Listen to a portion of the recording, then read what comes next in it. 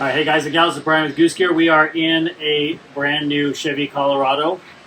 This is in response to the post of the installation instructions that we put on YouTube, and so thank you all for your comments. We do appreciate it, and we've reacted.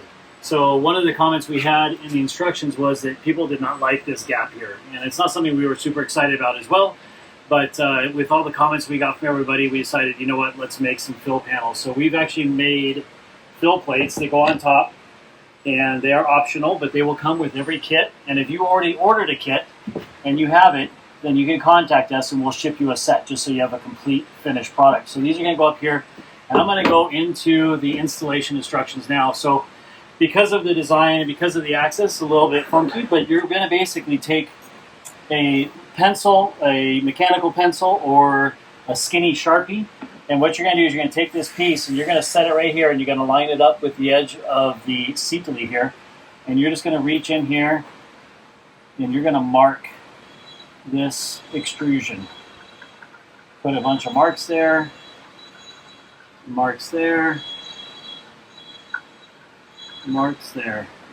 And then you're going to take these T-nuts, slide in T-nuts, and you're going to carefully slide it into the extrusion right here. And take your Allen wrench, so a 5/32 or a 1/4 inch Allen wrench, and you're going to line it up with the mark that you put in. And the mark actually should be in alignment with these holes. So if you just get it in straight alignment with these screws, it'll do the same thing. But you can mark it on top as well. Not a bad way to go.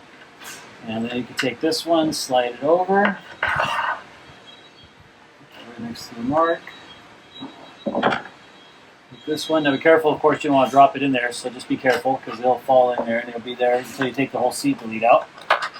Get this in place. Okay.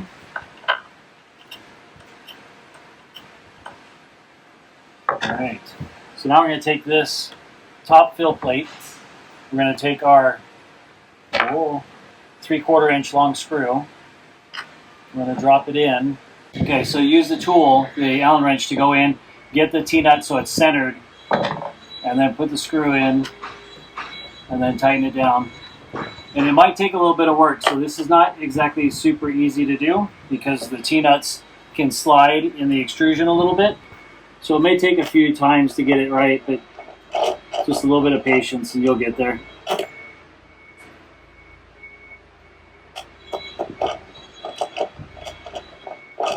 Don't force it. Just keep playing with it until you get it in the right place.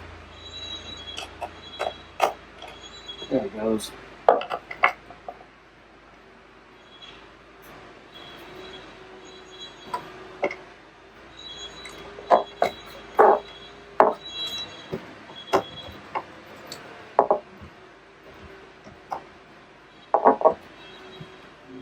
Almost there. Loosen this up. So if you're not getting good contact, you can also loosen this up. Lift up on the extrusion. Probably be a good idea to do that before you start and get it into a place where it's actually gripping. There it goes. So it's biting now. Tighten this up. Tighten this guy up. And now you're good. So now you've got your top plate in, all nice and flush, and you filled the gap in the back nice and clean. So we'll do the same thing on the other side, just rinse and repeat, and you'll have both pieces in place. You can see this kind of just fills this off, gives it a nice clean finished look. Thank you guys for the feedback, and here's the parts you asked for. Alright, so now that we've got these going, the best thing you can do is when you start the installation is to take and just loosen these nuts up, or these bolts up a little bit.